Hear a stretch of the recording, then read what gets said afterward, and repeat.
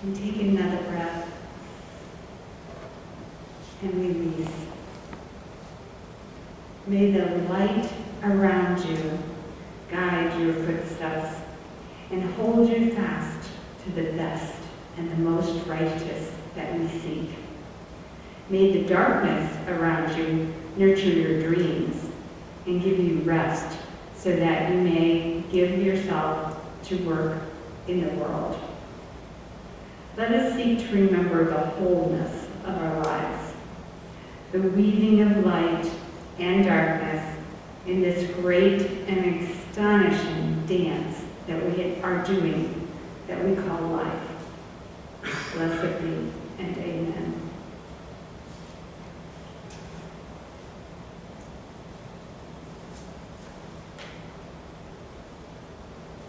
All right. I'm glad to be back for part 2 of this program, this sermon.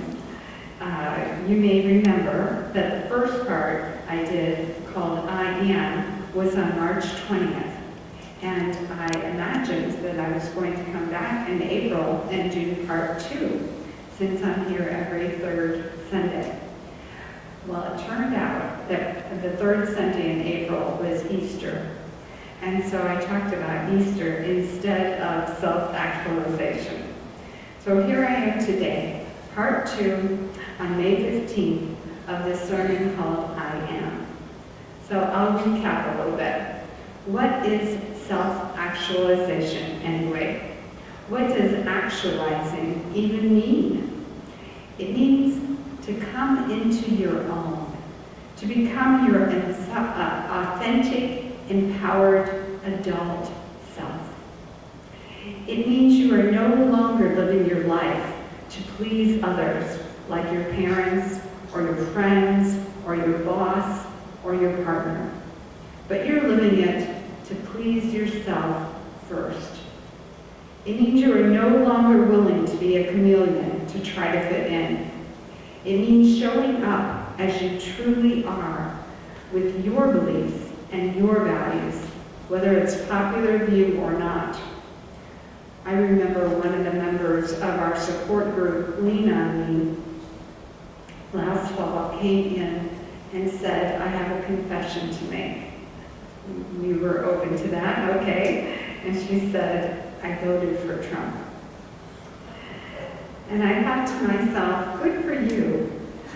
Such courage to come here into this church, this population, and say, I voted for Trump. I said to her, isn't it wonderful that here in America we can vote for whoever we think is the best candidate? And she smiled. This is what self-actualization is, being true to your authentic self, whether or not it is popular. The term self-actualization was first coined by Abraham Maslow in his pyramid, demonstrating our hierarchy of needs.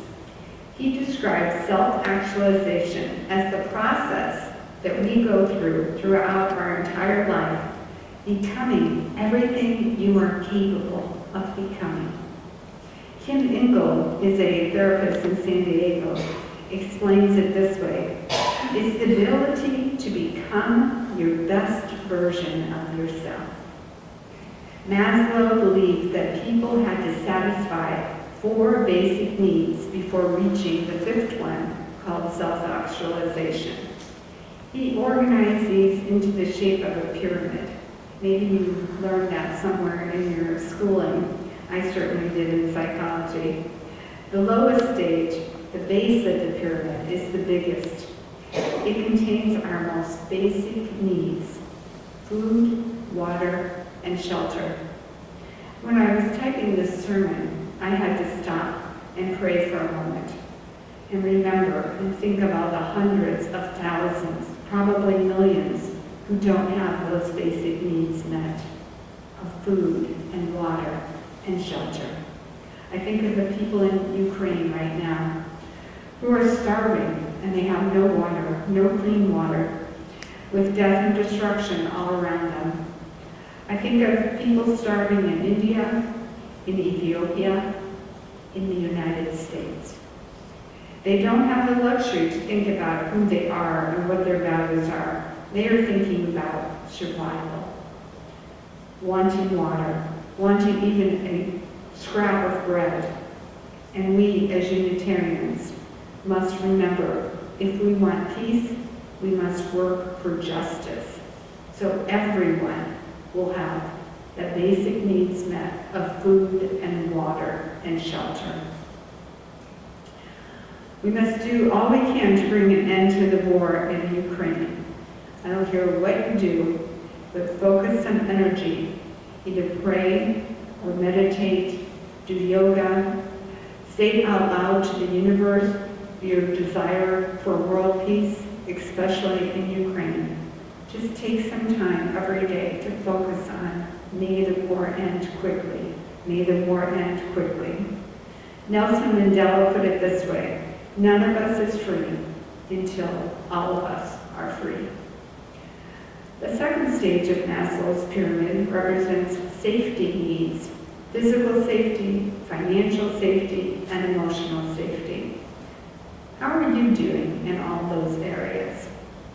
Are you providing those things first to yourself, and then to your family, and then this community, and then to the world?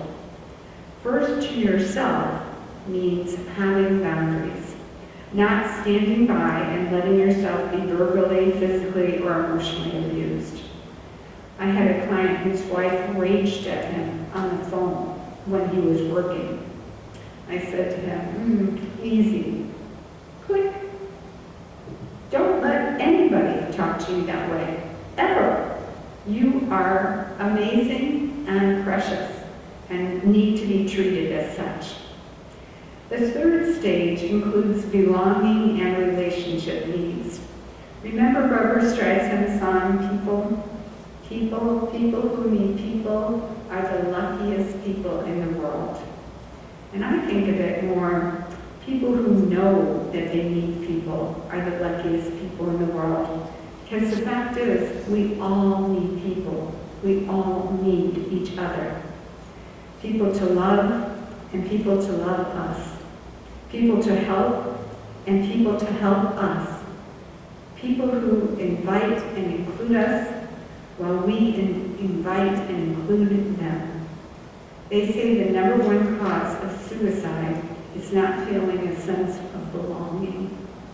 So let's include people, all kinds of people, all colors of skin, different genders, different sexual orientation. We say, as Unitarian Universalists, welcome. You are welcome here. The fourth level on Maslow's pyramid involves our needs for respect and esteem, both from ourselves and from others. I remember an exercise we did in graduate school where we were asked to write down the worst experience that we had in elementary school. Almost without exception, people wrote, being publicly shamed in front of the class by the teacher, publicly embarrassed, made to stand up and read to everyone when they had dyslexia, yelled at by the teacher when getting the answer wrong, and then made fun of by the classmates. We have an emotional need to be treated respectfully and held in high regard. No matter skin color, gender, race, intellectual level, all of it, we still have that need. Ask yourself, are you demonstrating the need of self-respect for yourself? Are you demonstrating it to your partner, to your children, to every single person that crosses your path? Are you demonstrating, I respect you, I see you, and I love you? The Walmart cashier, the person who backs into your car in the parking lot, the telemarketer, every single person. Now, my husband often asks me, why are you answering the phone? You know it's a telemarketer, as if telemarketers are not real people. Some of them are not, they're recordings. But every once in a while, I get a person, and And I say, I know it's a telemarketer, but some of them are lonely and they're just wanting to talk, so I talk to them. And some of them don't know that they could get a better job, so I tell them. And some of them are grieving, so I listen to their story and tell them I'm sorry. My husband just shakes his head in disbelief as if I'm crazy, but I'm not.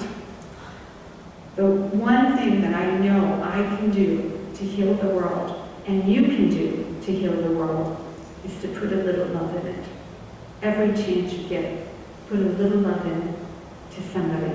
A smile, a kind word, a hug, a nod, saying I understand. Just put a little love in, and it will make the world a better place.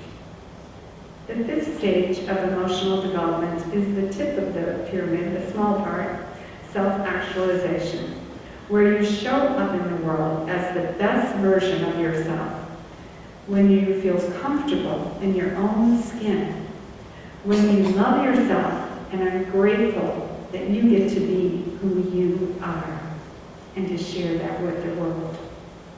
So how do we get there? I'm going to go over some of the ways I listed last time I was talking about this 2 months ago, just in case, the remote chance you have forgotten them.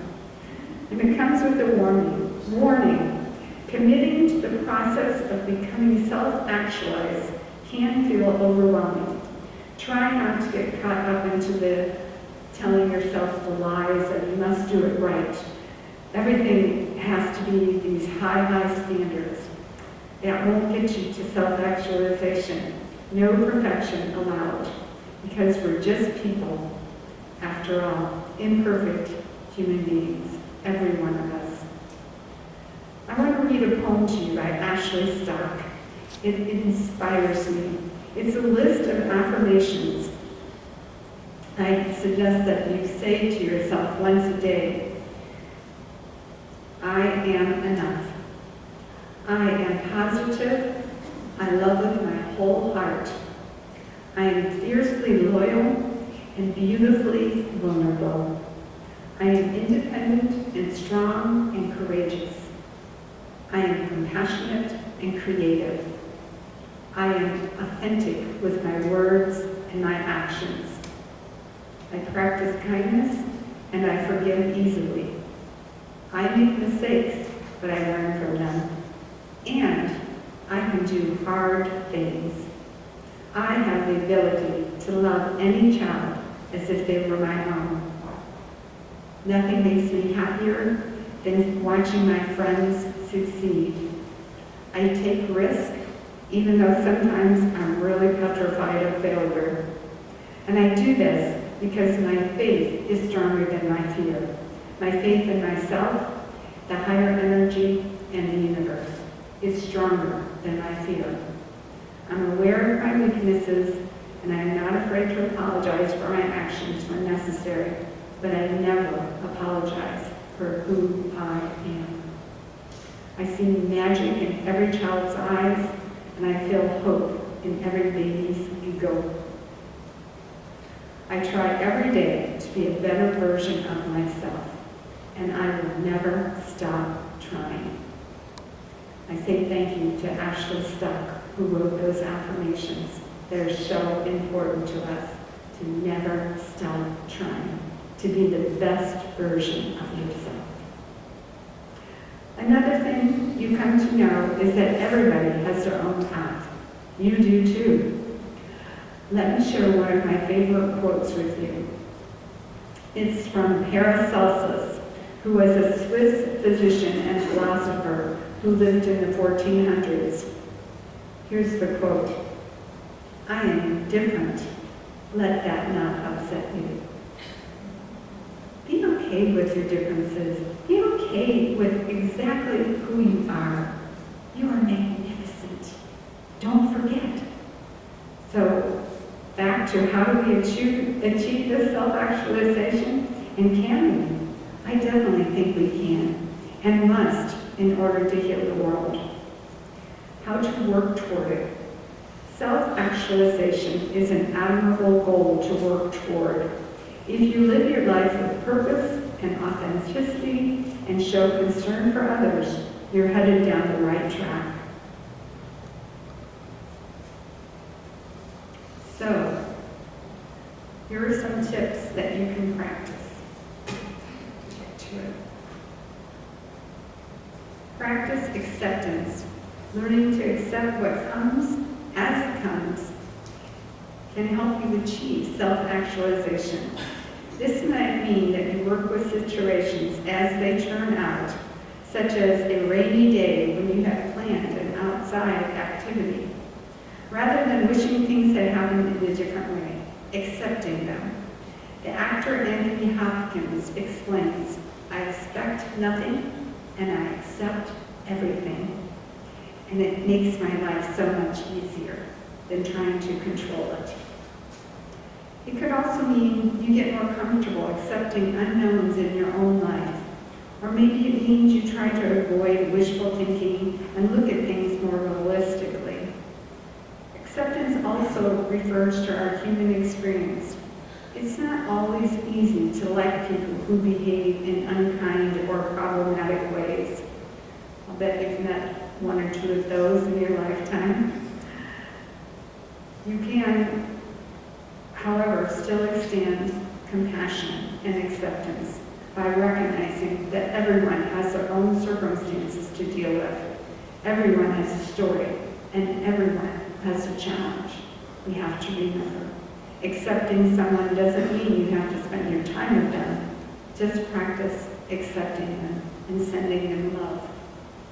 Tip number 2, live spontaneously. To live with spontaneity, try enjoying each moment as it comes, without trying to worry about what you should do. Just be present to what is. I might feel easy and safe to stick with what you know, but fight that urge. Take chances and be open to trying new things. Thinking back to your younger years can help you tap into your inner spontaneity. Maybe you used to roll down hills instead of walking along the footpaths. I have a story about that. When I was in Austin a couple of years ago, I was walking with a friend and we came to a little hill and I said, "I'm going to roll down that hill." And she said, "Okay, I'll do it too." I said, "Okay." I used to do this all the time as a kid. It was so fun. So we rolled down the hill and then we got up kind of drunk because we were so dizzy. We couldn't even walk, but it was worth doing nonetheless. You might have an impromptu picnic at your house in the backyard because why not? Life is short. Spontaneity can be as simple as taking a different route home, which I often do because I get lost, or trying a food you've never considered before. Your heart can be a guide, so pay attention to any gut instincts that say, "Do this," and do it. Tip number 3, get comfortable with your own company. Your relationship with friends and family and romantic partners play a very important role in your life. However, it's just as important to nurture your relationship with yourself, to come to know who you are. Pretty much everyone benefits from occasional me time. Some people may need more less, or some people need less me time. How you spend this time may matter less than the fact that you do it. Self-actualized people typically feel calm and at peace on their own. So aim to reconnect with yourself until you look forward to your moments alone as much or more than the time you spend with others. Tip number 4, learning to appreciate the small things in life. I know this sounds like a cliche, but it's a key step to self-actualization. Take time to appreciate aspects of your day-to-day life that often go ignored in the busyness of living. Slow down. Notice things. Notice things like a delicious meal, cuddles from your pet, good weather, a job that you enjoy, a good book to read, a smile from a stranger. Enjoy it, because really, life is full of small little presents that are beautiful. And here's tip 5, the last tip. Live authentically always. This phrase gets thrown around a lot, but what does it really mean? Living authentically involves honoring your truth and avoiding things like dishonesty, manipulation, or denial of your needs. It means learning to say no when the answer is no, and yes when the answer is yes.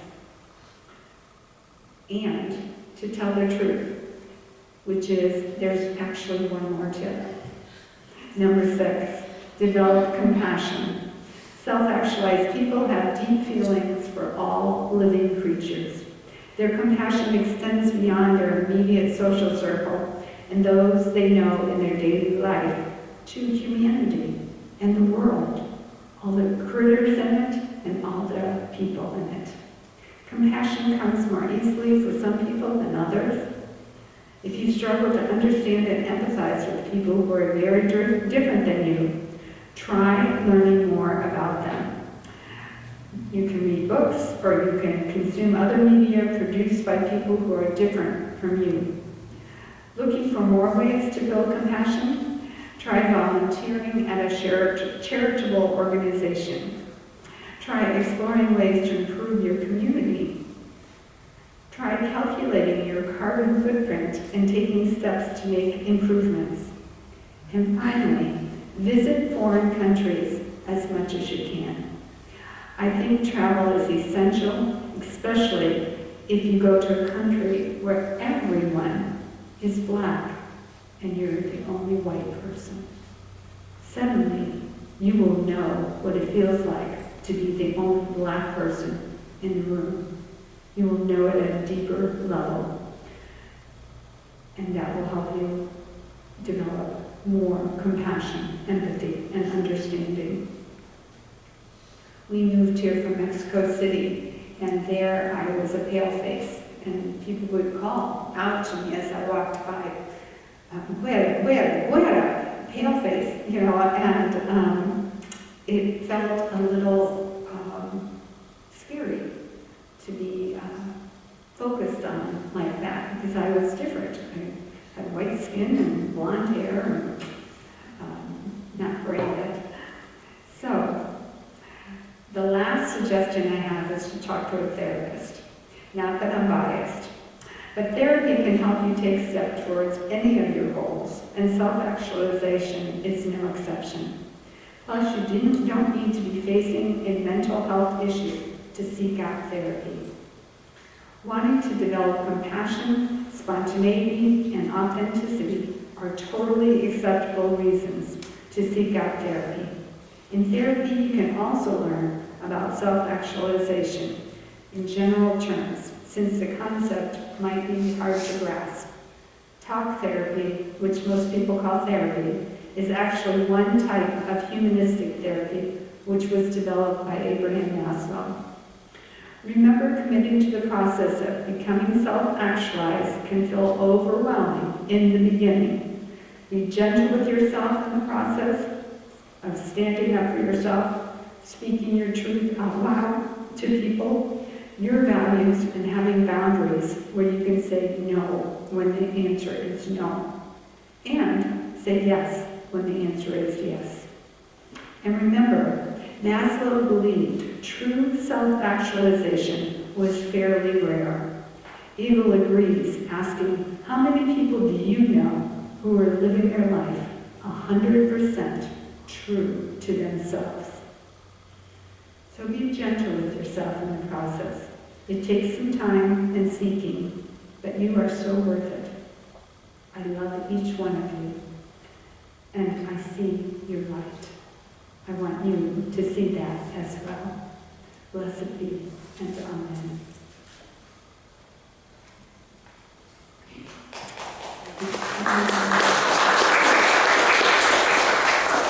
Thank you. And now we